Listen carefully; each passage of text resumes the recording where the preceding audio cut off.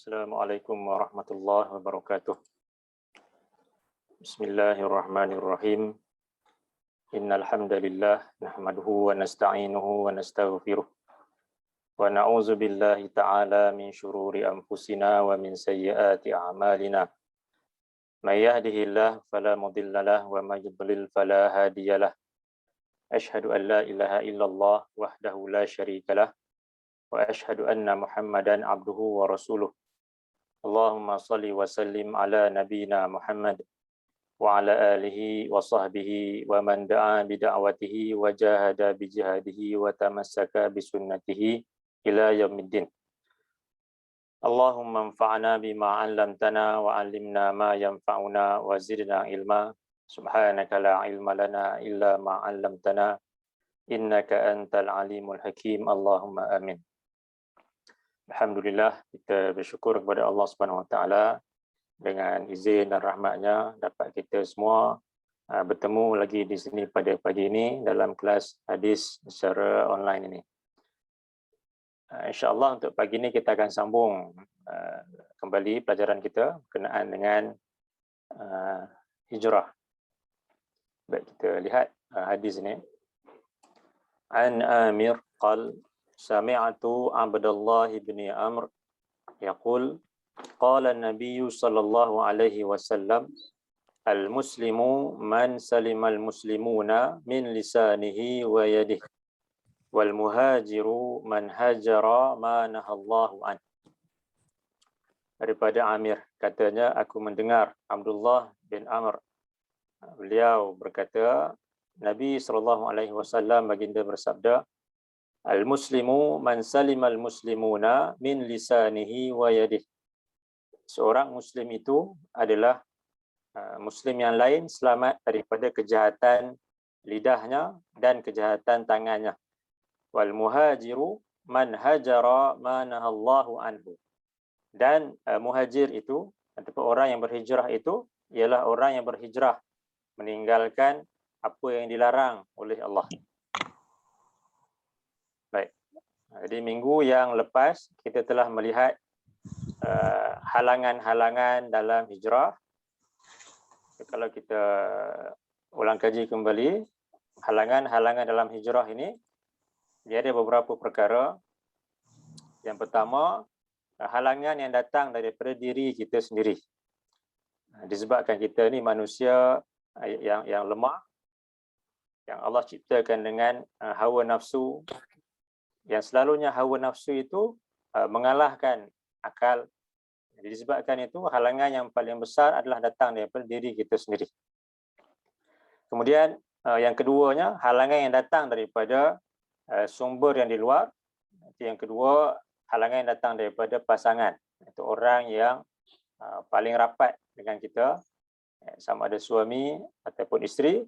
Ini juga kadang-kadang diri kita sudah bersedia untuk hijrah, tapi mungkin pasangan pula yang menghalang perkara tersebut daripada berlaku. Dia akan mengganggulah proses hijrah itu. Kemudian yang ketiganya, halangan yang datang daripada keluarga, ibu bapa ataupun adik-beradik ataupun kaum keluarga yang lain, yang mana mereka juga ada pengaruh yang besar terhadap diri seorang itu. Kemudian yang keempat adalah halangan yang datang daripada ulama ataupun guru. Yang mana ulama ataupun guru tersebut mengajarkan ilmu yang salah. Jadi walaupun seorang tu ada niat yang baik, usaha untuk berhijrah, kemudian mungkin disokong juga oleh pasangannya, oleh kaum keluarganya, tetapi dia pula tersalah dalam memilih guru ataupun ulama. Kemudian dia mempelajari ilmu-ilmu yang salah, yang mungkin akan membawa dia kepada jalan yang salah, yang terlibat dengan syirik, bid'ah dan sebagainya. Walaupun niatnya itu niat yang baik. Itu halangan yang datang daripada ulama ataupun guru. Kemudian seterusnya, yang kelima, halangan yang datang daripada kawan ataupun sahabat, yang mana ini juga ada pengaruh yang besar.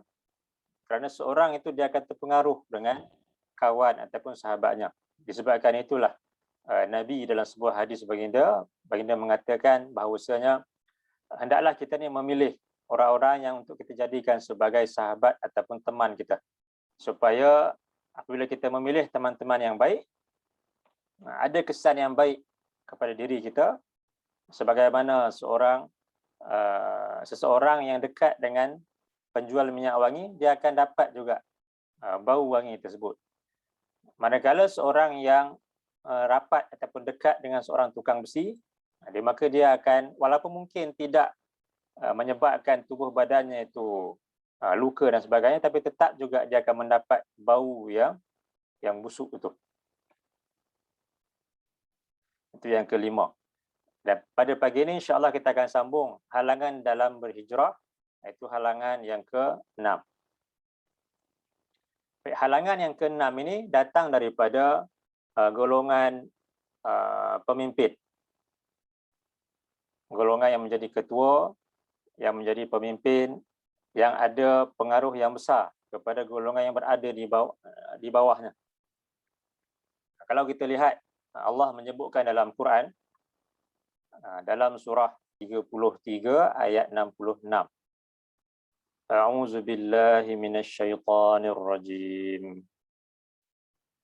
Yauma tuqallabu wujuhuhum fin nari yaquluna ya laitana ata'na Allah wa ata'na ar-rasula wa qalu rabbana inna ata'na sadatana wa kubara'ana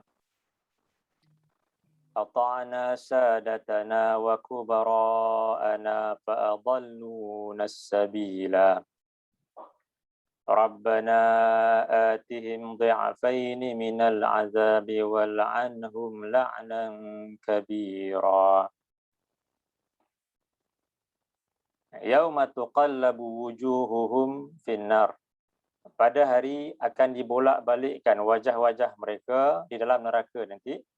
Yaquluna ya laitana ata'na Allah wa ata'na ar-rasula. Mereka, itu para penghuni neraka, akan mengatakan, alangkah baiknya kalaulah dulu ketika di dunia kami taat kepada Allah dan kami taat kepada Rasul. Itu kami mengikut Al-Quran, kami mengikut sunnah Rasul itu. Wa qalu rabbana inna ata'na sadatana wa kubara'ana. Dan kata mereka lagi, wahai Tuhan kami, sesungguhnya kami dulu ketika di dunia kami taat kepada ketua-ketua kami dan para pembesar kami. Fa'adalluna as-sabila. Lalu mereka semua menyesatkan kami daripada jalan yang lurus. Rabbana atihim dhi'afaini minal azab. Wahai Tuhan kami, timpakanlah kepada mereka, itu para pemimpin kami, para pembesar kami ini, dhi'afaini minal azab, dengan azab yang 2 kali ganda lebih berat daripada yang kami terima. Wal anhum la'nan kabira. Dan laknatlah mereka dengan laknat yang sebesar-besarnya. Audio tu kita kena join. Kau tak dengar lah. Jadi ini tekan ni keadaan pada hari akhirat nanti, di mana para pengikut rasa menyesal. Jadi mereka menyesal ketika di dunia dahulu mereka mengikut kata-kata para pemimpin, para pembesar, ketua-ketua mereka, sedangkan mereka meninggalkan kata-kata Allah dan Rasul, meninggalkan Al-Quran dan juga As-Sunnah itu. Walaupun dalam perkara-perkara yang bertentangan dengan perintah Allah dan Rasul, tetap juga mereka ikut, tak nak untuk meninggalkan kata-kata para pemimpin mereka. Mungkin disebabkan ada sebab-sebab yang tertentu, antaranya seperti inginkan habuan dunia ataupun takut kedudukan ataupun jawatan mereka mungkin hilang sebagainya. Jadi ini golongan yang akan menyesal pada hari akhirat nanti. Taatkan pemimpin ataupun ketua, enggan untuk berhijrah, meninggalkan dosa atau maksiat, dan pada hari akhirat nanti mereka akan menyesal dengan perbuatan mereka itu. Dan begitu juga Allah sebut dalam satu lagi ayat dalam surah 34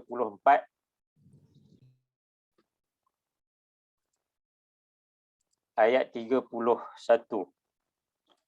A'udzu billahi minasyaitonir rajim.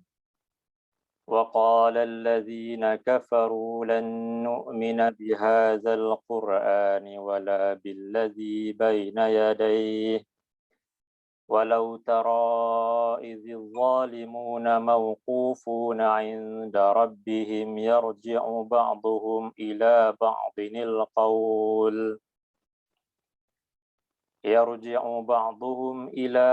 القول يقول الذين استضعفوا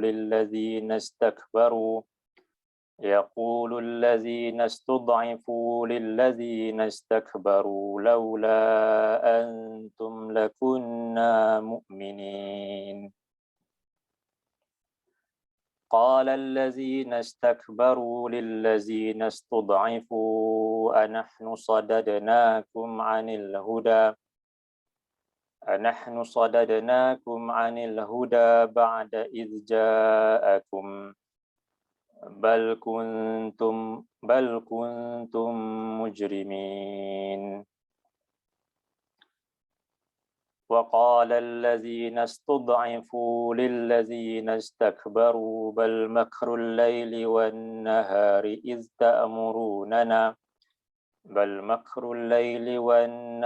إذ تأمروننا أن نكفر بالله ونجعل له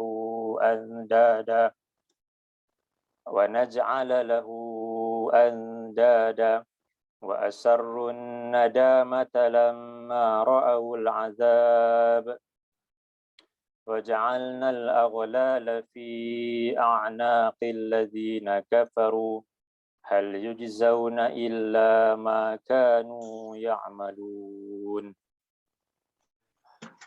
Dia macam tu tiap minggu ajar betul-betul sampai boleh. وما أرسلنا في قرية من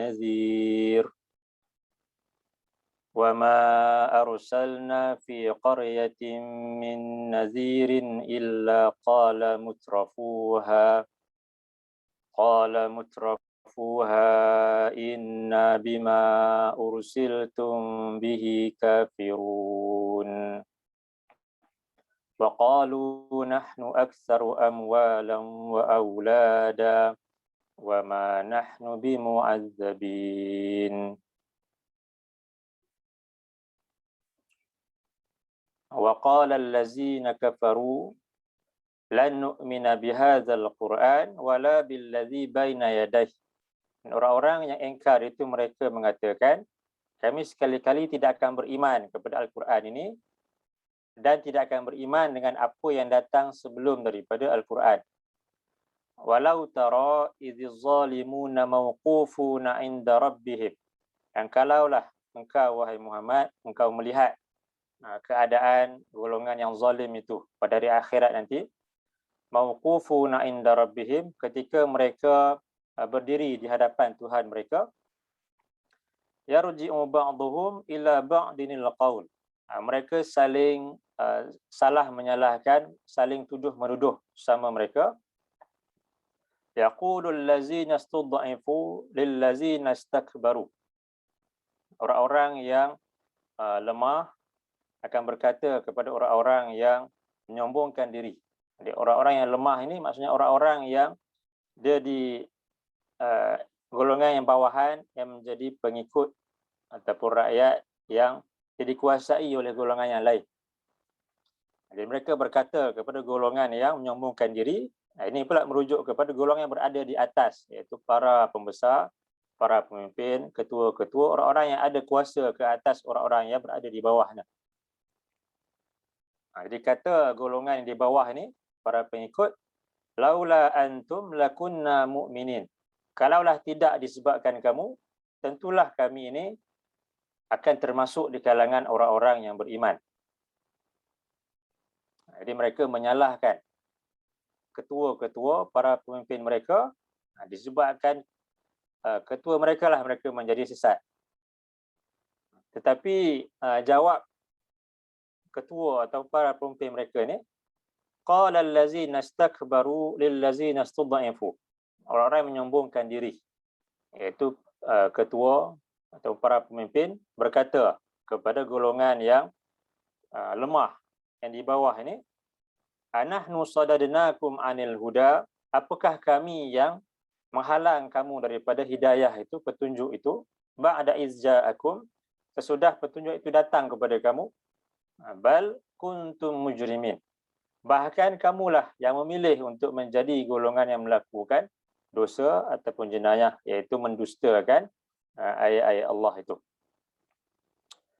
Jadi para pengikut menyalahkan ketua ataupun para pemimpin mereka, manakala para pemimpin pula tidak mengakui kesalahan tersebut, bahkan mengatakan mereka lah yang sesat disebabkan perbuatan diri mereka sendiri yang memilih jalan kesesatan itu. Kemudian jawab para pengikut lagi tadi, wa qala allazina istud'ifu lil ladzina istakbaru, dan orang-orang yang lemah, itu para pengikut, berkata kepada orang-orang yang menyombongkan diri, iaitu para pemimpin, bal makrul laili wan nahar iz ta'murunana an nakfura billah wa naj'ala lahu andada. Jadi mereka tidak mengakui kesalahan mereka. Bahkan kata mereka lagi, bahkan perancangan yang kamu lakukan siang dan juga malam, itulah yang menyuruh kami supaya kami engkar kepada Allah dan supaya kami menjadikan bagi Allah itu sekutu-sekutu. Mereka menyalahkan kembali para pemimpin mereka. Jadi kata-kata para pengikut ini disebabkan arahan, perintah, perancangan, propaganda dan sebagainya yang dibuat oleh para pemimpin mereka. Disebabkan itulah mereka menjadi engkar kepada Allah dan mereka mensyirikkan Allah dengan suatu yang lain.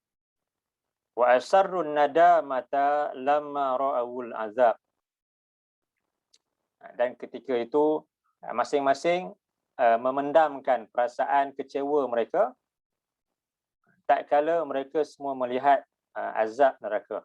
Di kedua-dua golongan ini Allah akan mengazab mereka walaupun mereka cuba untuk melepaskan diri mereka daripada tanggungjawab.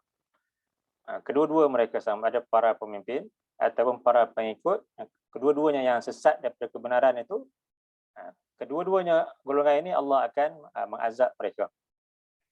Wa ja'alnal aghlala fi a'naqil ladzina kafaru, dan kami jadikan belenggu-belenggu pada leher-leher orang-orang yang engkar itu. Hal yujzauna illa ma kanu ya'malun, tidak lain mereka diberikan balasan sesuai dengan apa yang dulu mereka kerjakan ketika di dunia. Jadi masing-masing diazab oleh Allah disebabkan kesalahan diri mereka sendiri, walaupun mereka cuba untuk menyalahkan golongan yang lain disebabkan dosa yang mereka lakukan itu. Allah sebut lagi selepas itu, wa ma arsalna fi qaryatin min nazir illa qala mutrafuha inna bima ursiltum bihi kafirun. Dan tidak lain kami utuskan pada setiap kota atau tempat itu daripada seorang pemberi ancaman, melainkan golongan yang berada dalam kemewahan, iaitu para pemimpin golongan atasan itu, kebanyakan daripada mereka inna bima ursiltum bihi kafirun, mereka mengatakan sesungguhnya kami engkar kepada apa yang kamu semua diutuskan dengannya. Wa qalu nahnu aktsaru amwalan wa auladan wa ma nahnu bimu'azzabin. Dan kata mereka, kami ini adalah golongan yang banyak harta kami dan banyak anak-anak ataupun para pengikut kami. Wa ma nahnu bimu'azzabin, dan kami takkan diseksa oleh Allah nanti. Jadi kalaulah di dunia ini Allah berikan kekuasaan kepada kami, harta yang banyak, anak-anak yang ramai, pengikut yang ramai, jadi begitu juga di hari akhirat nanti kami akan dapat benda yang sama. Ini anggapan mereka. Itu golongan yang berpengaruh, yang berkuasa, yang disebabkan mereka lah golongan yang di bawahan ini menjadi sesat. Tetapi kedua-dua golongan ini Allah akan mengazab mereka pada hari akhirat disebabkan perbuatan mereka sendiri. Dan kemudian Allah sebut lagi dalam satu ayat dalam surah 7 ayat 75. أعوذ بالله من الشيطان الرجيم. قال الملأ الذين استكبروا من قومه للذين استضعفوا لمن آمن منهم أتعلمون أن صالحا مرسل من ربه قالوا إنا بما أرسل به مؤمنون قال الذين استكبروا إنا بالذي آمنتم به كافرون قال الملأ الذين استكبروا من قومه للذين استضعفوا. Orang-orang yang menyombongkan diri atau para pemimpin di kalangan kaum, itu kaum Nabi Saleh, mereka berkata kepada orang-orang yang lemah, iaitu orang-orang yang di bawah para pengikut mereka. Bezanya ayat ini, kalau dua surah tadi Allah sebutkan tentang golongan para pengikut yang sesat disebabkan ketaatan mereka kepada para pemimpin. Dalam ayat ini pula Allah menyebutkan tentang golongan yang bawahan ini, mereka tidak mengikut para pemimpin mereka, para pembesar mereka, sebaliknya mengikut kebenaran. Itu mengikut Nabi Saleh yang Allah utuskan kepada mereka. Walaupun mereka ini golongan yang lemah, yang berada di bawah, yang tak ada apa-apa kuasa kepada golongan yang lain, tapi mereka tetap juga memilih untuk mengikut kebenaran. Jadi kata para pemimpin kepada golongan di bawahan ini, liman amana minhum ata'lamuna anna salihan mursalun min rabbih. Mereka berkata kepada orang-orang yang lemah, para golongan bawahan yang beriman di kalangan mereka, apakah kamu semua tahu bahawasanya Nabi Saleh itu dia mengakui bahawasanya dia merupakan Rasul yang diutuskan Tuhannya? Qalu inna bima ursila bihi mu'minun. Kata mereka, sesungguhnya kami beriman kepada apa yang diutuskan Nabi Saleh itu dengannya. Qala allazina istakbaru inna billazi amantum bihi kafirun. Kemudian golongan yang menyombongkan diri, iaitu para pemimpin, para pembesar ini mengatakan, sesungguhnya kami kepada perkara yang kamu beriman itu, kami tetap juga engkar kepada kebenaran yang dibawa oleh Nabi Saleh. Jadi di sini tentang golongan yang walaupun para pemimpin, para pembesar itu engkar kepada Allah, tapi mereka tetap juga memilih, para pengikut mereka ini memilih untuk mengikut kebenaran, tak nak untuk mengikut golongan yang derhaka kepada Allah ini. Dan Allah sebut satu lagi dalam surah 2 ayat 165, A'udzu billahi minasyaitonir rajim. Wa minan nasi man yattakhidhu min dunillahi andada yuhibbunahum ka hubbillah walladzina amanu ashaddu hubban lillah. ولو يرى الذين ظلموا إذ يرون العذاب أن القوة لله جميعا وأن الله شديد العذاب إذ تبرأ الذين اتبعوا من الذين اتبعوا ورأوا العذاب وتقطعت بهم الأسباب وقال الذين اتبعوا لو أن لنا كرة فنتبرأ منهم كما تبرؤوا منا كذلك يريهم الله أعمالهم حسرات عليهم وما هم بخارجين من النار ومن الناس من يتخذ من دون الله أندادا. Dan sebahagian daripada manusia, mereka menjadikan selain daripada Allah sebagai sekutu-sekutu. Yuhibbunahum ka hubbillah. Mereka sayangkan, mereka cintakan sekutu-sekutu itu seperti mereka cintakan Allah. Wallazina amanu asyaddu hubban lillah. Sedangkan orang-orang yang beriman itu mereka sangat-sangat cintakan Allah. Dia Allah sebutkan di sini, ada di kalangan manusia ini yang mereka cintakan Allah, tapi dalam masa yang sama mereka ada sekutu-sekutu yang lain yang mereka cinta sebagaimana cintanya mereka kepada Allah. Walau yaral ladzina zalamu iz yarawna al-azab anna al-quwwata lillahi jami'a.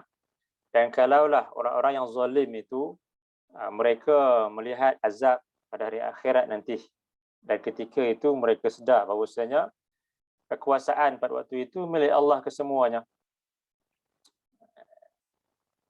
Jadi ketika melihat azab, baru mereka sedar bahawasanya setiap orang yang mereka ikut yang dulu ketika di dunia mungkin ada kekuasaan, ada pengaruh, pangkat dan sebagainya. Jadi kesemuanya itu tidak berguna lagi pada hari akhirat. Walaupun ketika di dunia mungkin segala kelebihan tersebut boleh digunakan untuk memberikan faedah kepada diri mereka.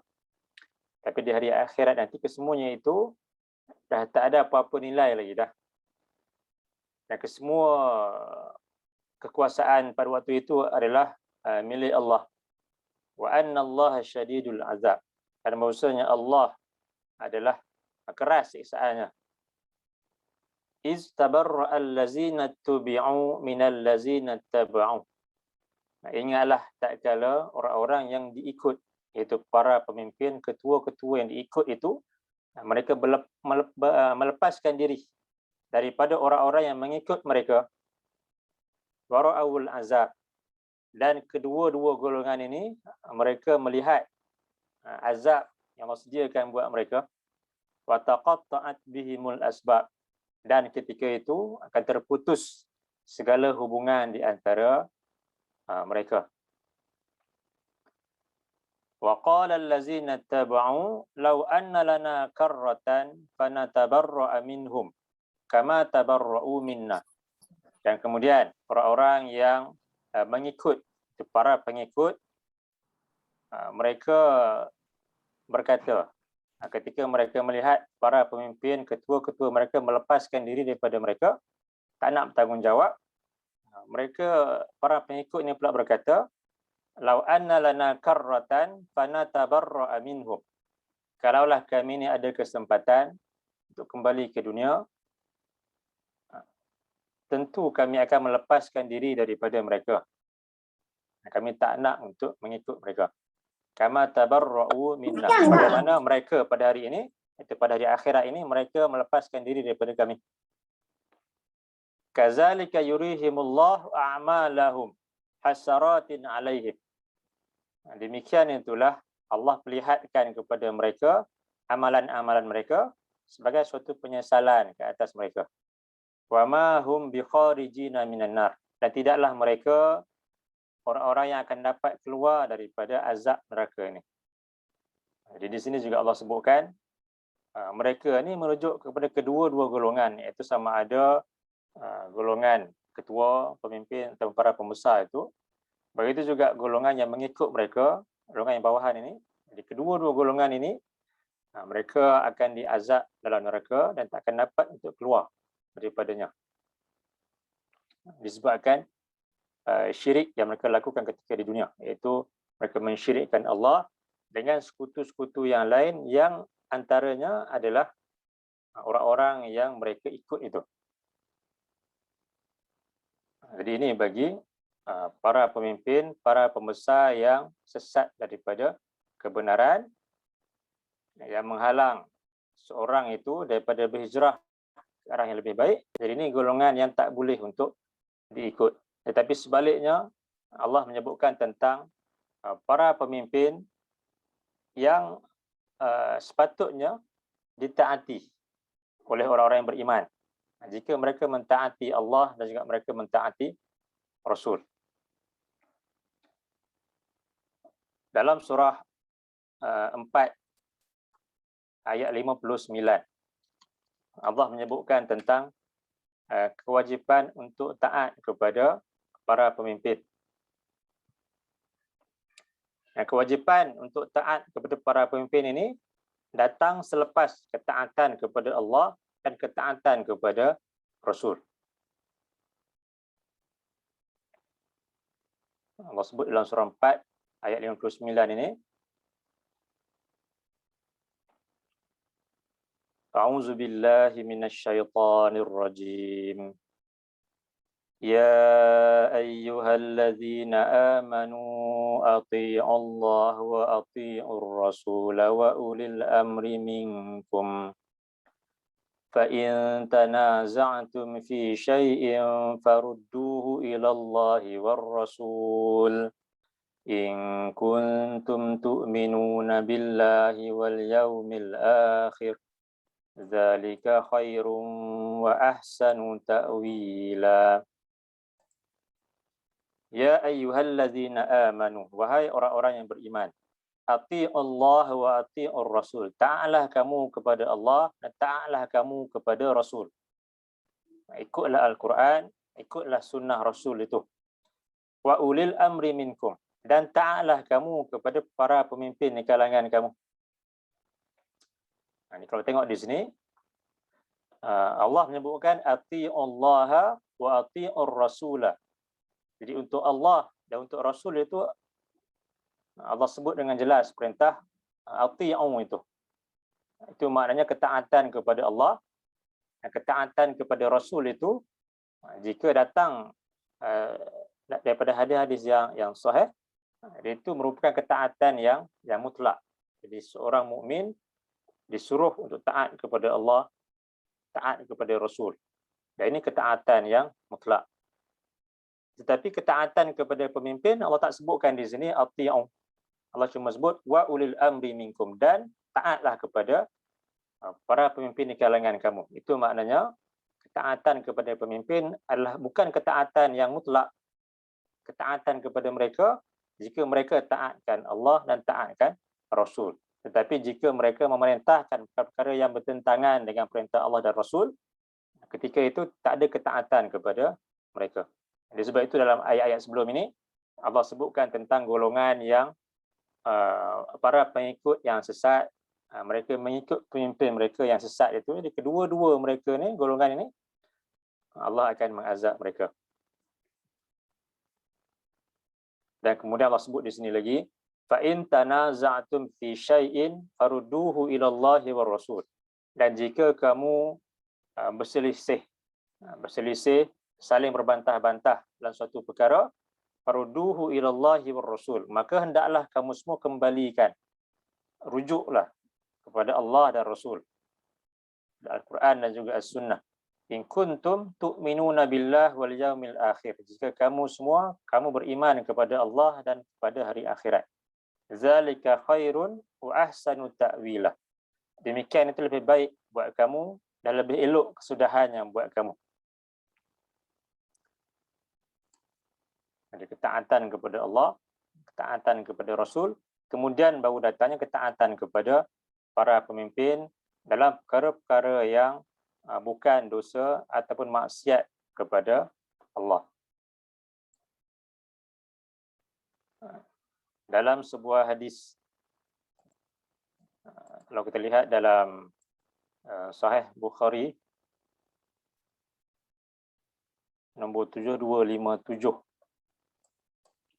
An Ali radhiyallahu an, anna an-nabiy sallallahu alaihi wasallam ba'asa jaishan wa amara alaihim rajulan fa'awqada naran wa qala adkhuluha fa'aradu an yadkhuluha wa qala akharun innama fararna minha fazakaru lin-nabiy sallallahu alaihi wasallam faqala lilladzina aradu an yadkhuluha law dakhaluha lam yazalu fiha ila yaumil qiyamah wa qala lil akharin la ta'ata fi ma'siyah innama ta'atu fil ma'ruf.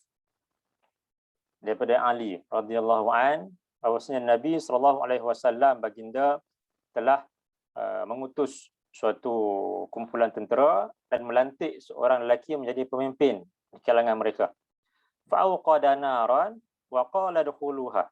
Lalu pemimpin tersebut menyalakan api dan mengatakan kepada para pengikutnya, masuklah kamu ke dalam api ni.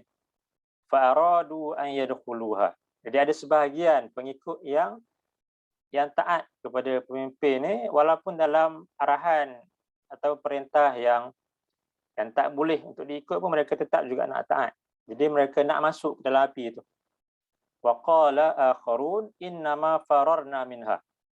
Kemudian sebahagian lagi mengatakan sesungguhnya tidak lain kita disuruh untuk selamatkan diri kita daripada api ni. Kita disuruh supaya tidak binasakan diri kita. Jadi ini perintah yang bertentangan dengan perintah Allah dan perintah Rasul. Jadi tak boleh untuk kita taat. Jadi ini sebahagian yang faham, mereka tak ikutlah dan tak nak untuk ikut perintah tersebut. Fazakaru lin Nabi sallallahu alaihi wasallam. Kemudian peristiwa itu disebutkan kepada Nabi sallallahu alaihi wasallam. Faqala lil ladzina aradu an yadkhuluha. Lalu Nabi bersabda kepada pengikut yang nak mengikut kata-kata pemimpin itu, yang nak masuk ke dalam api itu.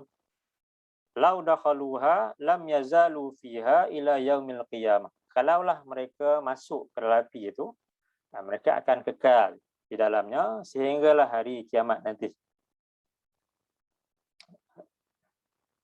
Jadi kalaulah mereka taat kepada perintah pemimpin tersebut dalam perkara yang bertentangan dengan perintah Allah dan Rasul, maka mereka akan kekal dalam neraka. Wa qala lil akharin, kemudian Nabi bersabda kepada sebahagian yang lain, la ta'ata fi ma'siyatin. Tiada sebarang ketaatan dalam perkara yang maksiat. Innamat ta'atu fil ma'ruf. Sesungguhnya tidak lain ketaatan itu hanya dalam perkara yang ma'ruf. Itu perkara-perkara yang sesuai dengan perintah Allah dan juga perintah Rasul. Segala yang bertentangan dengan perkara tersebut, itu semua merupakan perkara-perkara yang dosa dan juga maksiat yang tak boleh untuk ditaati. Kemudian begitu juga kalau kita lihat dalam satu lagi hadis, An Ibni Umar radhiyallahu anhuma anin Nabi sallallahu alaihi wasallam qala as-sam'u wat ta'atu haqq ma lam yu'mar bil ma'siyah fa idza umira bi ma'siyatin fala sam'a wala ta'ah. Daripada Ibnu Umar radhiyallahu anhuma, daripada Nabi sallallahu alaihi wasallam, sabda baginda, as-sam'u wat ta'atu haqqun. Dengar dan juga taat kepada pemimpin itu merupakan suatu kewajipan kepada orang-orang yang beriman. Ma lam yu'mar bil ma'siyah, selagi mana para pemimpin tidak menyuruh kepada perkara yang maksiat. Fa iza umira bi ma'siyah fala sam'a wala ta'ah. Maka apabila dia menyuruh kepada perkara yang maksiat, maka tiada tak boleh untuk didengar dan tak boleh untuk ditaati kepada perintah tersebut.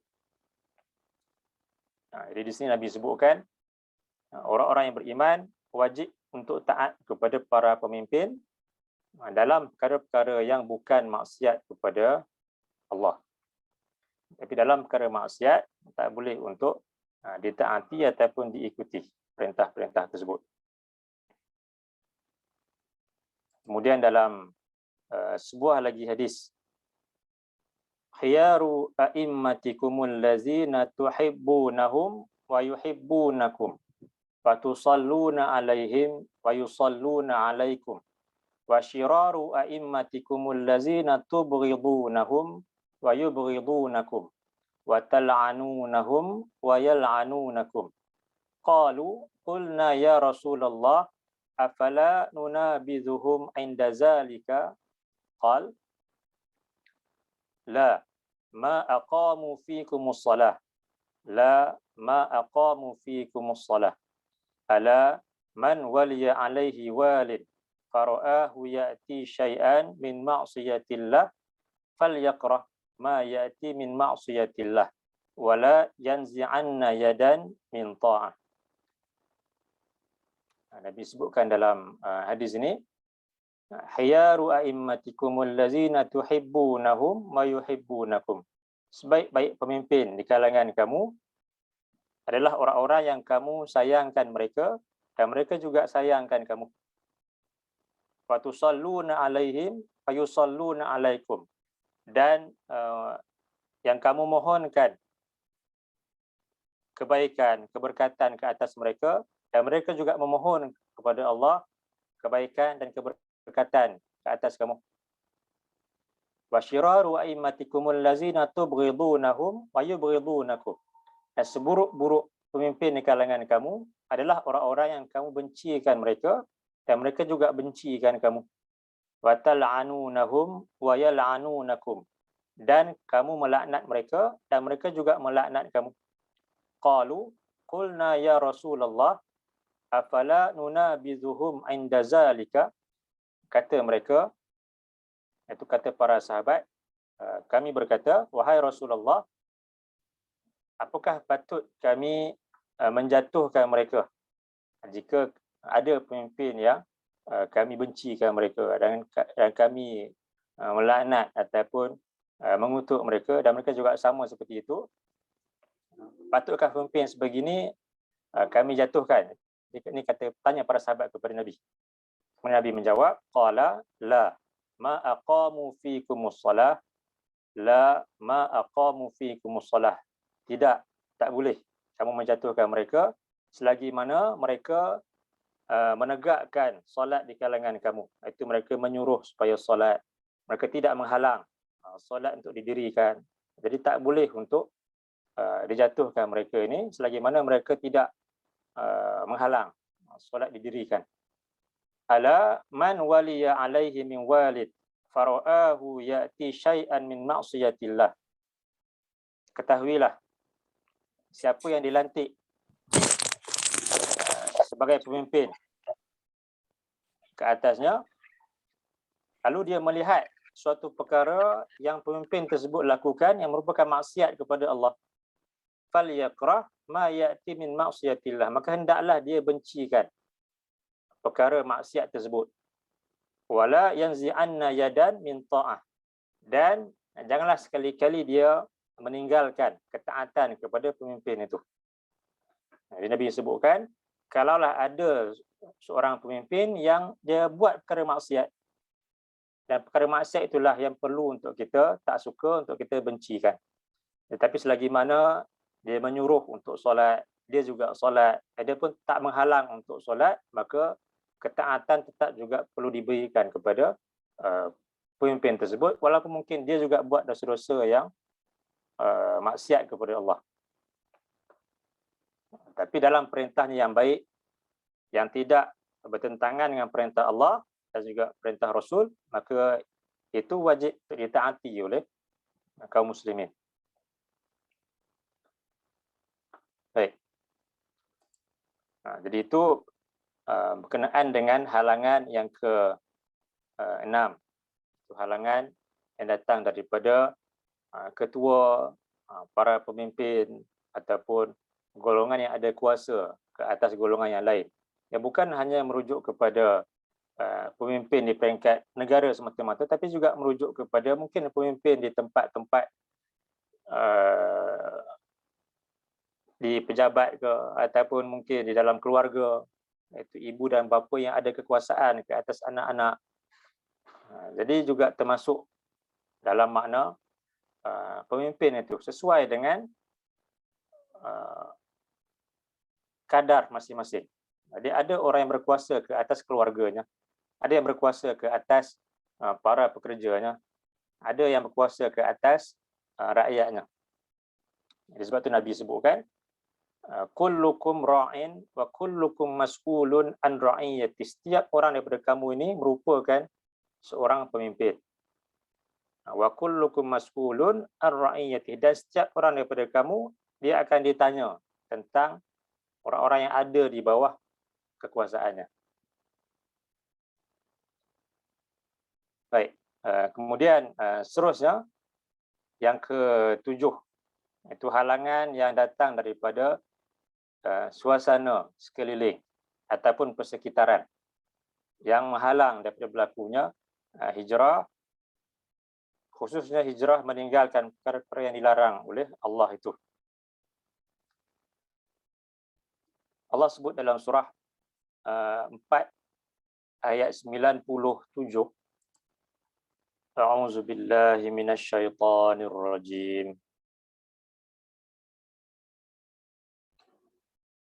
Innal ladzina tawaffahumul malaikatu zalimi anfusihim qalu fima kuntum qalu kunna mustad'afina fil ard qalu alam takun ardullahi wasi'atan fatuhajiru fiha faulaika ma'wahum jahannam وساءت مصيرا إلا المستضعفين من الرجال والنساء والولدان لا يستطيعون حيلة ولا يهتدون سبيلا فأولئك عسى الله أن يعفو عنهم وَكَانَ اللَّهُ عَفُوًّا غَفُورًا وَمَنْ يُهَاجِرْ فِي سَبِيلِ اللَّهِ يَجِدْ فِي الْأَرْضِ مُرَاغَمًا كَثِيرًا وَمَنْ يَخْرُجْ مِنْ بَيْتِهِ مُهَاجِرًا إِلَى اللَّهِ وَرَسُولِهِ ثُمَّ يدركه الموت فقد وقع أجره على الله وكان الله غفورا رحيما إن الذين توفاهم الملائكة ظالمي أنفسهم. Sesungguhnya mereka itu orang-orang yang para malaikat mewafatkan mereka dalam keadaan mereka menzalimi diri mereka sendiri. Qalu fima kuntum. Lalu kata para malaikat kepada mereka ini, ini golongan yang ini ayat ini turun disebabkan tentang ada sebahagian kaum muslimin di Mekah itu mereka mengaku beriman kepada Allah dan Rasul dan mereka memeluk Islam, tetapi mereka enggan untuk berhijrah meninggalkan bumi Mekah disebabkan perkara yang tertentu, sedangkan mereka ada kemampuan, ada keupayaan untuk berhijrah. Sehinggalah mereka ini dalam peperangan Badar, mereka dipaksa untuk bersama-sama dengan tentera kaum musyrikin untuk memerangi Nabi dan juga orang-orang yang beriman. Kalau kita lihat dalam sebuah hadis berkenaan dengan perkara ini, anna unasan minal muslimin kanu ma'al musyrikin yukathiruna sawadal musyrikin ala Rasulillah sallallahu alaihi wasallam fayati sahmu fayurma fayusibu ahadahum fayaqtuluhu aw yadribuhu fayaqtuluhu fa'anzalallahu ta'ala innal ladzina tawaffahumul malaikatu zalimi anfusihim. Dia berkenaan dengan ayat tadi, itu surah 4 ayat 97. Dia kata Ibnu Abbas, ayat ini turun disebabkan ada satu golongan di kalangan kaum muslimin yang mereka ini bersama-sama dengan kaum musyrikin dalam peperangan Badar itu, yang mana mereka memperbanyakkan bilangan tentera kaum musyrikin yang menentang Rasulullah SAW. Walaupun mereka ini mengaku Muslim, tetapi terpaksa keluar sama-sama dengan golongan musyrikin untuk menentang Nabi. Disebabkan mereka enggan untuk berhijrah meninggalkan bumi Makkah sedangkan mereka mampu. Kemudian fayati sahmu fayurma fayusibu ahaduhum. Lalu golongan yang mengaku Muslim ini mereka terkena panah, lalu mereka mati, ataupun mereka dibunuh ataupun diserang oleh Nabi dan para sahabat dan mereka mati. Golongan inilah yang Allah turunkan ayat ni kepada mereka. Fa'anzalallahu ta'ala innal ladzina tawaffahumul malaikatu zalimi anfusihim. Sesungguhnya orang-orang yang para malaikat mewafatkan mereka dalam keadaan mereka menzalimi diri mereka sendiri. Iaitu mereka tak nak meninggalkan Mekah disebabkan mungkin sebab-sebab yang tertentu, khususnya berkenaan dengan keduniaan, walaupun mereka mampu sebenarnya, tapi mereka enggan meninggalkan suasana tersebut. Ini golongan yang diwafatkan dalam keadaan mereka menzalimi diri mereka sendiri.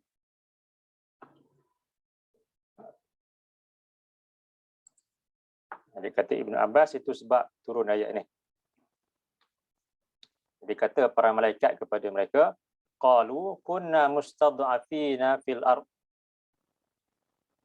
Kata mereka ketika para malaikat bertanya, mengapakah kamu semua tak nak untuk berhijrah meninggalkan Makkah? Kata mereka, kami ini golongan yang tertindas di muka bumi ini. Kami ini golongan yang lemah.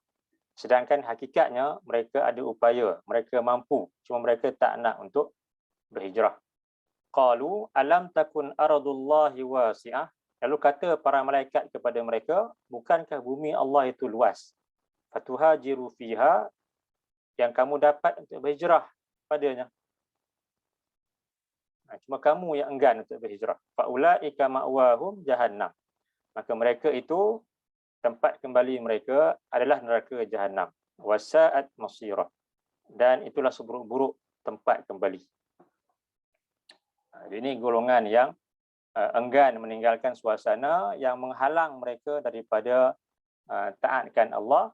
Tapi disebabkan sebab-sebab keduniaan, mereka tak nak untuk berhijrah. Sedangkan mereka mampu, mereka ada upaya untuk berhijrah kepada suatu tempat yang lebih baik, suatu keadaan yang lebih baik, yang mana mereka bebas untuk melaksanakan ketaatan kepada Allah. Illal mustad'afin, melainkan orang-orang yang benar-benar tertindas, benar-benar lemah, yang ini Allah berikan keuzuran kepada mereka, minar rizal wan nisa wal wildan, daripada kalangan lelaki dan wanita dan juga anak-anak. Yang mana kata Ibn Abbas, ayat ini turun kepada aku dan juga ibuku. Yang mana aku dan ibuku termasuk di kalangan orang-orang yang Allah berikan keuzuran itu. La yastati'una hilatan wa la yahtaduna sabila. Yang mana mereka tak ada kemampuan untuk melepaskan diri daripada keadaan tersebut. Wala yahtaduna sabila, dan mereka tak ada kemampuan untuk mengetahui jalan untuk melakukan hijrah itu. Faulaika asallahu an ya'fuwa anhum. Maka mereka itu mudah-mudahan Allah berikan kemaafan, keampunan kepada mereka. Wa kana Allahu afuwan ghafura, dan adalah Allah itu dia Maha memberikan kemaafan dan Maha memberikan keampunan kepada golongan yang ada keuzuran yang dibenarkan oleh Allah ini. Wa man yuhajir fi sabilillah yajid fil ardi muraghaman katsiran wasa'ah. Siapa yang dia berhijrah pada jalan Allah, nescaya dia akan mendapati di bumi ini tempat perlindungan yang banyak dan keluasan rezeki. Wa man yakhruj min baitihi muhajiran ila Allah wa rasulih. Dan siapa yang dia keluar dari rumahnya dalam keadaan berhijrah kepada Allah dan Rasulnya, summa yudrikhul maut, kemudian dia ditimpa oleh kematian, faqad waqa'a ajruhu 'ala Allah, maka benar-benar pahala ganjaran daripada Allah akan berikan kepadanya. Wa kana Allahu ghafurur rahim, dan adalah Allah itu Maha pengampun lagi Maha penyayang kepada golongan yang berhijrah semata-mata mengharapkan keridhaannya. Kemudian dalam sebuah lagi hadis, Nabi menyebutkan tentang kisah orang yang melakukan dosa yang besar, iaitu membunuh ramai orang. Dalam hadis yang agak panjang ini, Nabi ceritakan tentang ada seorang lelaki yang telah membunuh 99 orang, dan kemudian dia bertemu dengan seorang rahib dan mengakui dosanya, dan dia mengatakan dia nak bertaubat meninggalkan dosa tersebut. Tetapi seorang rahib, seorang abid yang tak ada ilmu ini mengatakan tak ada taubat bagi kamu. Maka dia membunuh rahib ataupun abid tersebut dan mencukupkan bilangan itu kepada 100 orang yang telah dibunuhnya. Lalu kemudian dia bertemu pula dengan seorang yang alim, yang mana seorang yang alim ini mengatakan masih lagi ada taubat buatnya. Kalau kita lihat di sini, kata ataupun nasihat orang yang alim ini kepada lelaki yang telah membunuh 100 orang itu, fahal lahu min taubatin faqala na'am wa man yahulu bainahu wa bainat taubati intalik ila ardi kaza wa kaza fa inna biha unasan ya'buduna Allah fa'budillaha ma'ahum wa la tarji' ila ardika fa innaha ardu su'. Ketika dia bertanya, adakah dia masih ada kesempatan untuk bertaubat, untuk Allah terima taubatnya? Lalu kata orang yang alim itu, qala na'am. Ya, Allah akan menerima taubat kamu. Wa man yahulu bainahu wa bainat taubah. Jadi apa yang menghalang antara kamu dan juga antara taubat kamu? Bertanya orang yang alim itu kepada pembunuh ini tadi. Kemudian dia menasihatkan supaya dia berhijrah, berpindah. Intalik ila ardi kaza wa kaza. Pergilah kamu ke negeri ini, ke sebuah negeri yang keadaan itu lebih baik daripada negeri yang sedang yang mana tempat tinggal lama pembunuh ini. Dan kata orang alim ini, fa inna biha unasan ya'buduna Allah. Maka sesungguhnya di negeri yang baru ini, negeri yang baik ini, ada sekumpulan manusia yang mana mereka ini golongan yang mengabdikan diri kepada Allah. Fa'budillah ma'ahum. Maka abdikanlah diri kamu kepada Allah bersama-sama dengan mereka. Wala tarji' ila ardika. Maka janganlah engkau pulang ke negeri kamu yang lama itu. Fa innaha ardu su'in. Maka sesungguhnya ia sebuah negeri yang jahat, yang mana keadaan ataupun suasananya tidak membantu kepada taubat yang nak dibuat olehnya.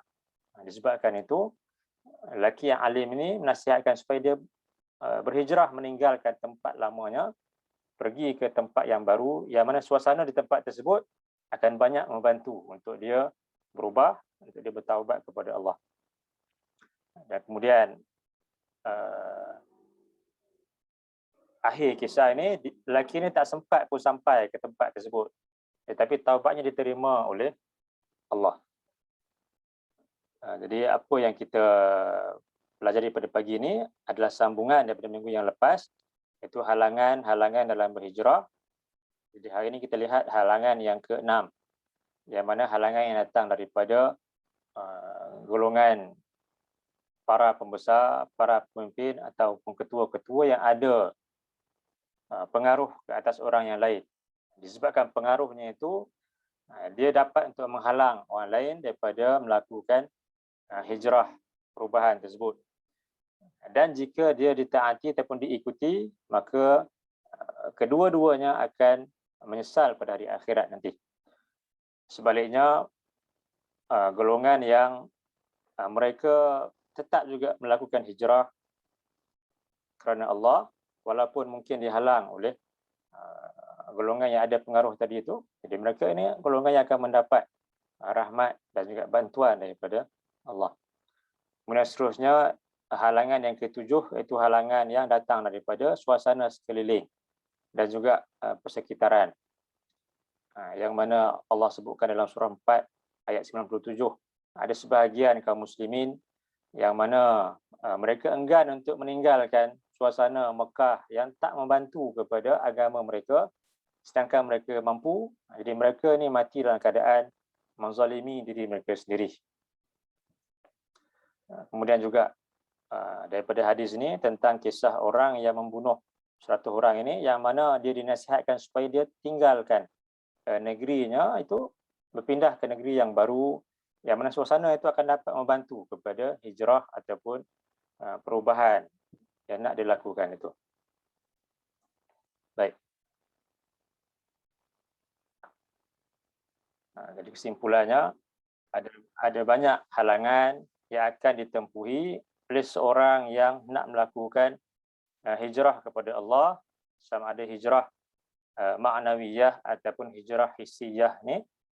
Yang mana hijrah itu satu perkara yang berterusan, yang akan berlaku kepada orang-orang yang beriman, khususnya hijrah yang merujuk kepada hijrah ma'nawiyah, iaitu hijrah meninggalkan perkara yang dilarang oleh Allah, hijrah meninggalkan kehidupan yang buruk, dosa atau maksiat kepada keadaan yang lebih baik, kepada ketaatan kepada Allah. Antara halangan yang akan ditempuhi adalah halangan-halangan yang datang daripada diri sendiri, kemudian daripada pasangan, kemudian daripada keluarga, ibu bapa atau adik-beradik, kemudian halangan daripada ulama ataupun guru yang mengajarkan ilmu yang salah, kemudian halangan daripada kawan ataupun sahabat, dan kemudian halangan daripada pemimpin, dan kemudian halangan daripada suasana sekeliling ataupun persekitaran. Baik. Jadi insya-Allah sekian itu dulu untuk pagi ini. Jadi sebelum kita akhiri, ada apa-apa?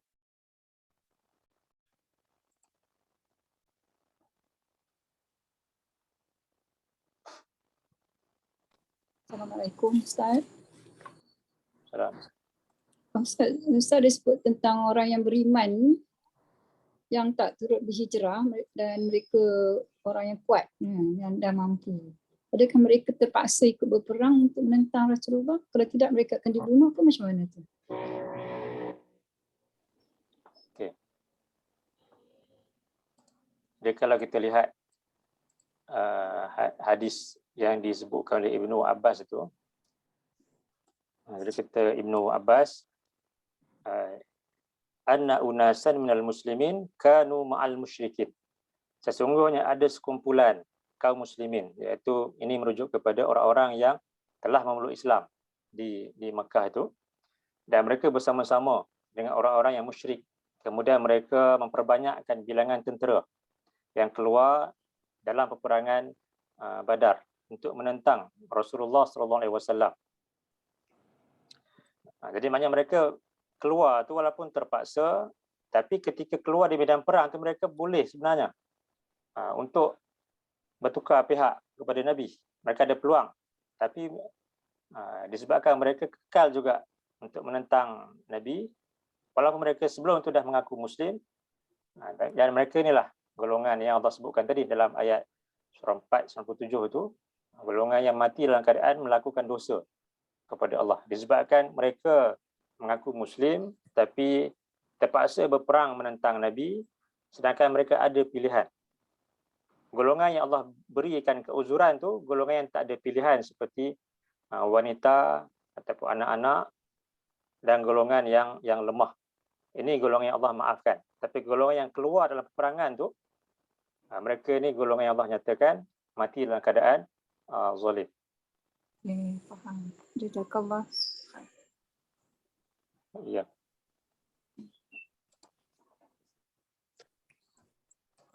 Ustaz. Ya.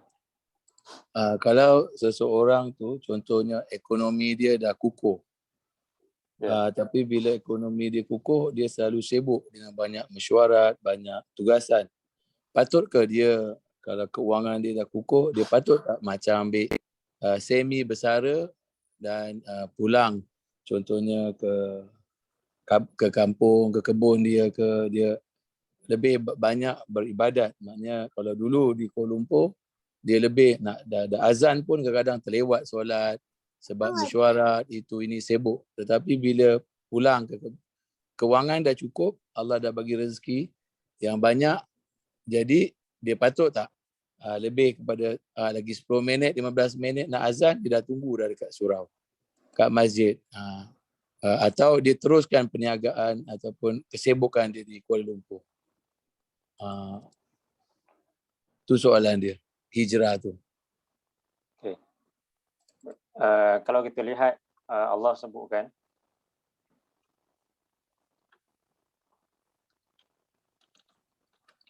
dalam surah Surah 63 ayat yang ke-9. Ya ayyuhallazina amanu la tulhikum amwalukum wala auladukum an zikrillah. Wahai orang-orang yang beriman, janganlah harta benda kamu dan anak-anak kamu melalaikan kamu daripada zikrillah. Di zikrillah ini luas. Antara perkara yang termasuk dalam zikrillah ini adalah Al-Quran. Kemudian juga termasuk di dalamnya perintah-perintah yang Allah perintahkan kepada kita, ibadat dan sebagainya.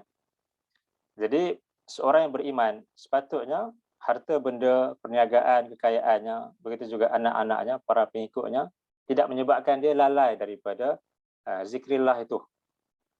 Jadi kalaulah seorang itu orang yang dah mungkin dari segi kewangannya dah tak ada masalah, jadi dia buatlah suatu ibadah. Bila kita sebut ibadah itu bukan hanya kita rujuk kepada duduk di masjid semata-mata ataupun hanya buat berzikir semata-mata.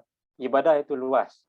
Orang yang ada kelebihan dari segi harta benda, kalau keadaan kewangannya pun kukuh, jadi perlulah dia melaksanakan ibadah yang sesuai dengan diri dia, iaitu infak fisabilillah, yang mana Allah sebutkan sebelum itu, selepas itu dalam ayat 10 ni, wa anfiqu mimma razaqnahum min qabli an ya'tiya ahadakumul maut, dan infakkanlah kamu daripada apa yang kami rezekikan kepada kamu sebelum datangnya kematian kepada kamu.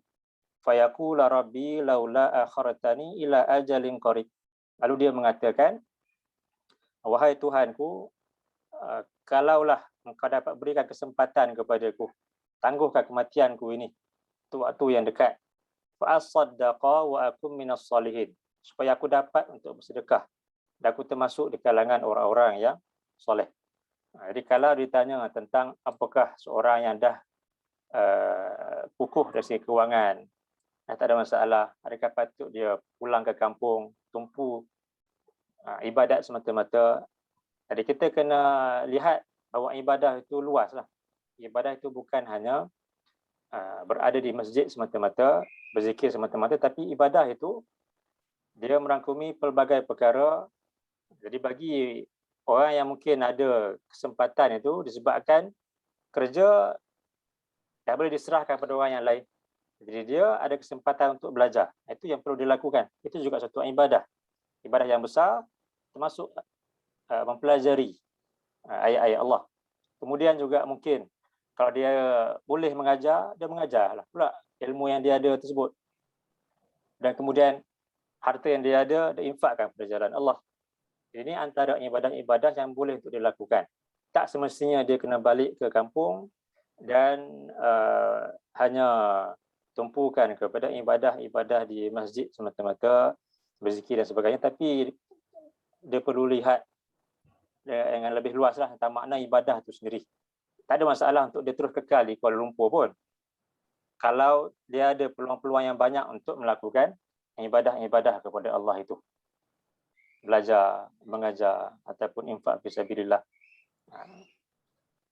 Tapi kalau tadi kita gunakan perkataan semi retirement, maknanya dia juga masih buat perniagaan-perniagaan, tetapi perniagaan-perniagaan yang tidak memberi dia banyak tekanan.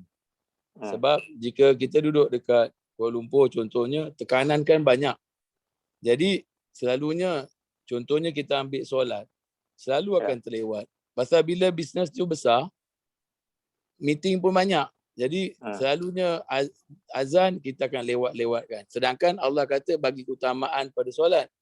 Tapi bila kita dah berniaga terlibat dengan orang Islam, orang kafir dalam negara, luar negara, contohnya mereka selalu akan teruskan mesyuarat, nanti semayang jadi lewat sejam, macam tu. Jadi takkah kita patut berhijrah untuk memikirkan aku bagi keutamaan pada Allah dan aku boleh buat kerja kebun, aku boleh buat perniagaan-perniagaan lain yang tidak memberi aku tekanan. Dan rezeki yang Allah bagi pun dah melimpah ruah. Jadi kalau kita pergi ke arah tu, dan yang ustaz kata tu belajar, semestinya lah belajar dan menyampaikan ilmu kan. Jadi kita pun ada invest kat mana-mana contohnya. Macam tu macam mana pandangan Ustaz? Sebab memang ramai orang akan berfikiran begitu untuk jangan lupakan dunia. Tetapi bila dah termasuk dalam dunia, cinta kita akan lebih kat dunia. Dan bisnes tu akan datang dan datang dan datang. Akhirnya kita akan melewat-lewatkan solat, akan mengambil dah satu hari Quran baca pun sikit. Dunia tu kita akan lebih cinta. Sebab tak ada orang yang nak sentiasa muhasabah diri. Kita ada kawan pun kawan yang cakap sangat sedikit yang nak cakap jujur. Kalau kita kaya, kawan akan bodek kita. Dia akan cakap benda yang best untuk kita. Tak ada yang nak lempang muka kita kecuali mak bapak kita yang akan boleh secara jujur, ikhlas nasihatkan kita. Jadi bila kita bercerita tentang dunia, selalunya saya tengok gitulah. Akhirnya kita akan seronok lepas ni projek nak buat, lepas ni bisnes nak buat ni. Akhirnya kita akhirnya memang kita akan cinta kepada benda-benda yang dunia tadi. Akhir solat tu akan lewat. Macam itulah Ustaz. Apa pandangan Ustaz? Okey, kalau kita ada dua pilihan yang kita boleh buat, ada dua kerja yang kita boleh buat, yang mana yang tak ada kesan pun kepada kata soalan tadi, orang yang dah kukuh kewangan, tak ada kesan kepada pendapatan dan sebagainya, perlukah dia memilih pekerjaan yang berikan masa lebih untuk dia beribadah. Jadi kalau dia ada pilihan yang lebih baik, tentulah patut dia pilih pilihan tersebut. Pekerjaan yang mungkin yang tak banyak masa yang perlu dia habiskan, yang tak menyebabkan dia lewat solat dan sebagainya. Jadi itulah pilihan yang paling baik kalau ada dua pilihan tersebut. Cantik. Terima kasih Ustaz. Itulah jawapan dia. Terima kasih. Okay, baik. Ustaz ada soalan dekat ruang komen Ustaz? Okay.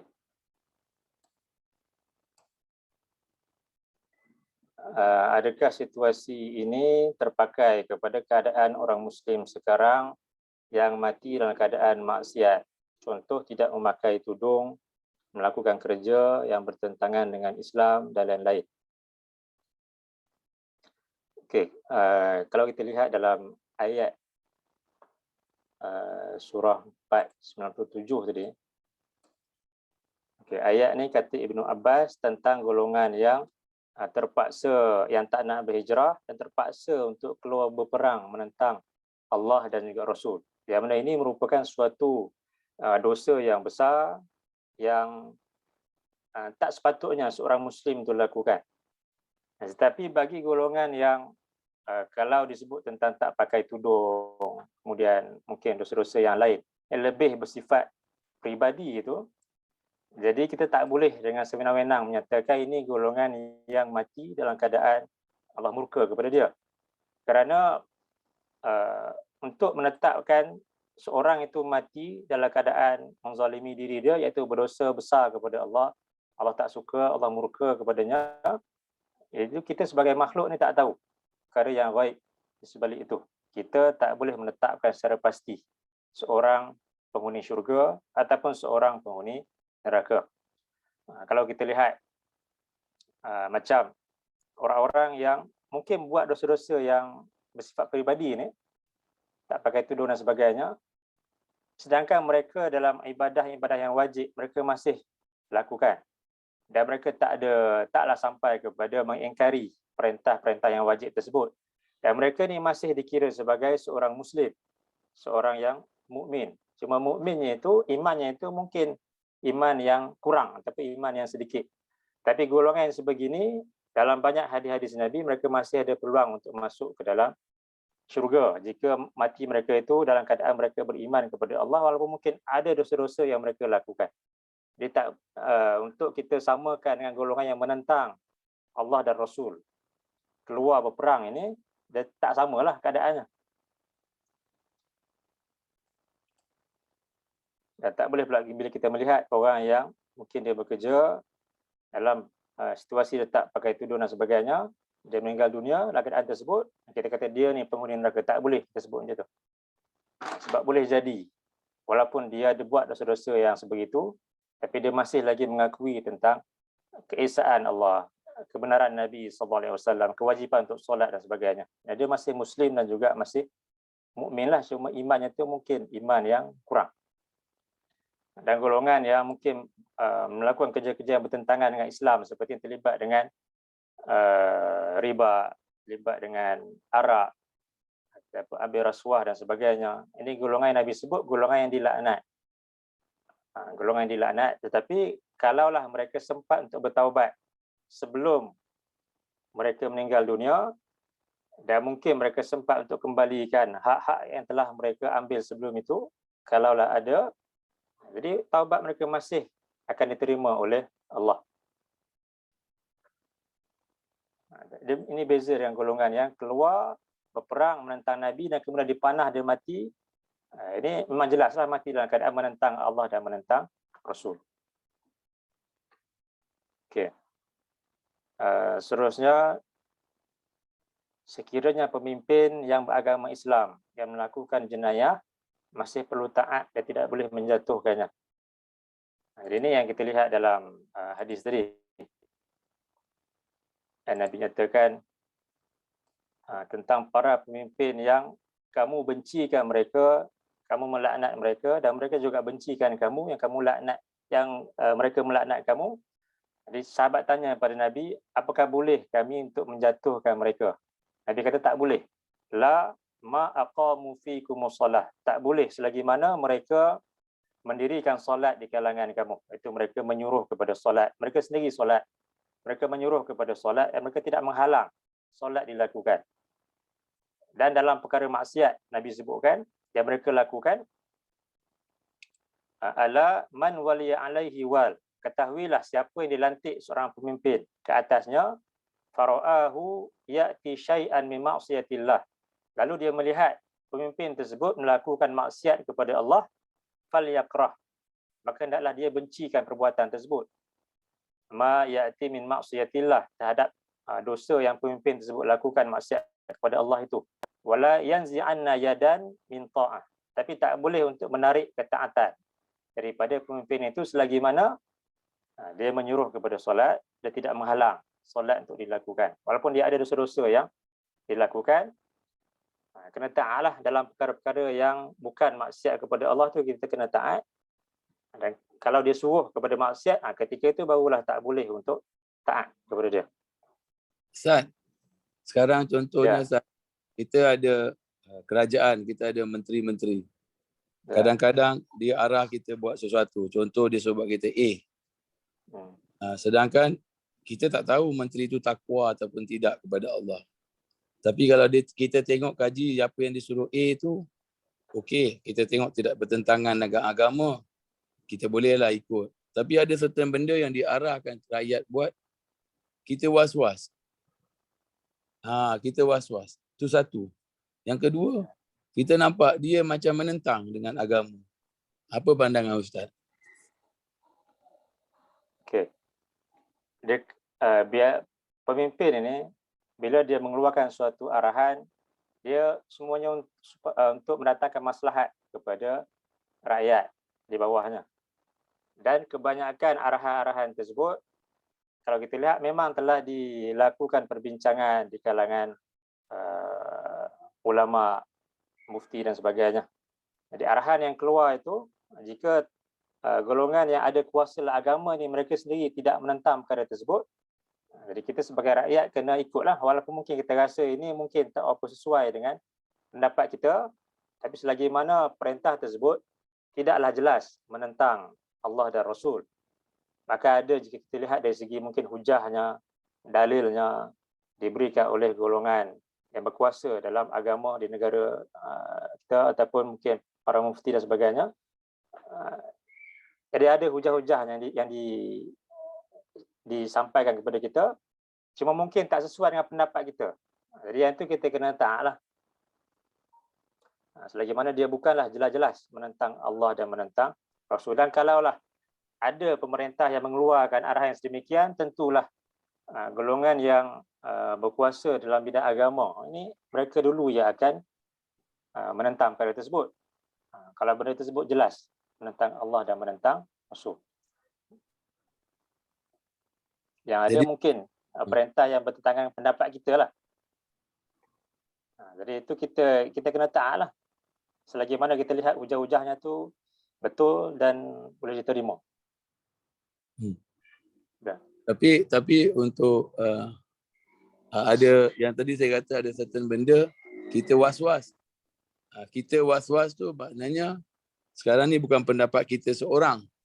Ya. Maknanya kita was-was ada pendapat sekumpulan masyarakat kita. Sebab sekarang kalau kita tengok keadaan dunia dan negara kita, kurang yang ikut pada prinsip agama. Lebih kepada ikut prinsip keduniaan. Semata-mata ekonomi. Semata-mata keuangan kan. Jadi ada juga segelintir itu maknanya bukan personal, ada sekumpulan manusia yang bijak pandai. Yang nampak benda ni tak betul. Tu. Jadi akhirnya menyebabkan kita was-was.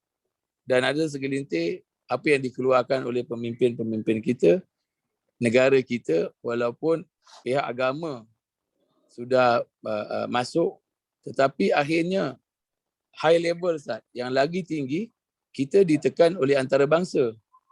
Baik dari segi keuangan, dari segi apa saja. Sebenarnya kita tidak ada mempunyai banyak kuasa. Kuasa negara kita dipimpin oleh orang luar. Jadi ada segelintir yang nampak benda-benda macam ni. Tu macam mana Ustaz? Yang kita nampak, benda tu kita faham. Kita lihat. Tetapi dikeluarkan kenyataan kepada umum, contohnya dia cerita A. Hakikatnya sebab kita dah ditekan oleh negara luar, negara-negara hebat. Kalau kau tak buat macam ni, kita akan buat begini-gini kepada negara kau. Maka kita akan takut pada ekonomi dan sebagainya ditutup dan sebagainya. Maka kita akur dengan mereka. So yang utama kepada dunia sekarang ialah ekonomi. Bukan lagi pada prinsip agama. Quran dan hadis dah jadi nombor 2 atau nombor 3. Itu macam mana Ustaz tengok? Jadi orang-orang beragama akan buat corner-corner sikit untuk kata okey lah. Begitu. Okey, kalau kita secara peribadi tak setuju dengan perkara-perkara yang dikeluarkan oleh mungkin pemerintah dan sebagainya, kita ada pilihan lah secara peribadi untuk kita pilih yang mana yang kita yakin yang benar. Okay. Tapi untuk kita memaksa orang lain supaya ikut kita tu, itu tak boleh lah. Tak boleh. Tak boleh. Tapi kalau kita sendiri kita yakin apa yang kita pegang ni benar, kita ada hujah dan kita pun rujuk kepada orang-orang yang kita yakin hujah-hujah mereka, kita ada pilihan lah untuk pilih yang mana. Tapi secara umumnya perintah yang dikeluarkan oleh pemerintah itu selalunya telah dibincanglah di kalangan orang-orang yang berkuasa dalam yang ada ilmu dan juga daripada agama ni. Tapi cuma kita sebagai rakyat ni secara peribadi kita ada pilihan lah. Ya. Sebab kalau kita tengok secara lebih luas lah Ustaz, ulama-ulama kita, dia punya latar belakang adalah keagamaan. Dia punya latar belakang bukan arkitek. Jadi dia tak boleh design masjid, dia tak boleh design bangunan. Maka dia hanya pakar dalam agama. Jadi kalau dia nak buat sesuatu hukum dan sebagainya, dia kena pakar. Kalau dia nak cakap pasal ekonomi, dia kena ada penasihat-penasihat yang pakar dan ekonomi supaya dia faham sistem-sistem ekonomi dunia. Sistem riba, sistem Islamik, dia kena faham. Dia kena faham kalau dia nak satu, baru dia boleh jatuhkan hukum. Tapi kalau penasihat dia hanya orang-orang yang average, bukan pakar, maka ilmu yang dia dapat juga average. Jadi untuk dia jatuhkan hukum, saya nampak, dan kuasa yang dia ada dekat negara kita, dengan maklumat yang mereka dapat, hanya sederhana. Jadi maka sederhanalah benda-benda tu. Jadi itulah yang saya lihat apa yang berlaku lah. Jadi terima kasih jawapan tu, maka kita ada pilihan untuk diri kita sendirilah Zat. Terima kasih Zat. Baik, sama. Tapi secara umumnya setiap perintah yang dikeluarkan oleh pemimpin yang tidak bertentangan dengan perintah Allah dan perintah Rasul itu, jadi rakyat kena ikut dan juga taat walaupun itu mungkin bertentangan dengan pendapat dia sendiri. Tapi kalau secara peribadi dia ada pilihan yang lebih baik, dia rasa itu terpulang kepada dirinya lah. Itu. Ya. Terima kasih Ustaz. Okey, sama. Baik, kemudian satu kuliah yang merujuk kepada konsep ibadah dalam Islam ini perlu diperjelaskan kepada masyarakat Islam di Malaysia yang kurang faham tentang konsep ibadah itu. Rasanya perlu dibuat. Itulah ni cadangan yang baguslah. Mungkin orang-orang yang ada kefahaman tentang agama ini, mungkin mereka boleh untuk terangkan tentang makna ibadah yang sebenar kepada orang-orang yang awam, yang mana kadang-kadang ibadah tu hanya kita sempitkan kepada solat, puasa, zakat, haji, sedekah dan sebagainya. Sedangkan ada juga ibadah-ibadah yang penting yang wajib untuk kita lakukan tapi tak dianggap sebagai suatu ibadah. Contoh yang paling mudah adalah untuk mempelajari ayat-ayat Allah, mempelajari sunnah Nabi SAW, ataupun banyak lagi perkara yang tak dianggap sebagai ibadah. Sedangkan sepatutnya bagi seorang Muslim itu, hidupnya itu semuanya adalah ibadah kepada Allah. Dia bukan hanya terhad kepada ibadah-ibadah yang khusus semata-mata. Baik, jadi insya-Allah mudah-mudahan apa yang kita pelajari pada pagi ini itu berkenaan dengan halangan-halangan dalam hijrah dapat berikan manfaat kepada diri kita, dan mudah-mudahan Allah berikan kesempatan kepada kita semua lagi untuk kita bersama-sama dalam kelas yang akan datang insya-Allah. Sekali itu dulu untuk pagi ini. Qul qawli hadza wa astaghfirullahal azim li wa lakum. Allahumma ja'al hadza jam'ana jam'an marhuma wa tafarruqana min ba'dihi tafarruqan ma'suma.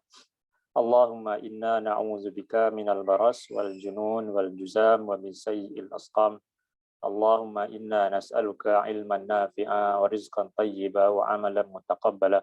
Allahumma inna na'udzubika min an nusyrika bika syai'an wa nahnu na'lam wa nastaghfiruka lima la na'lam. Rabbana atina fid dunya hasanah wa fil akhirati hasanah wa qina azabannar. Wassallallahu ala nabiyina Muhammad wa ala alihi wa sahbihi wa sallam. Alhamdulillahirabbil alamin. Allahu a'lam.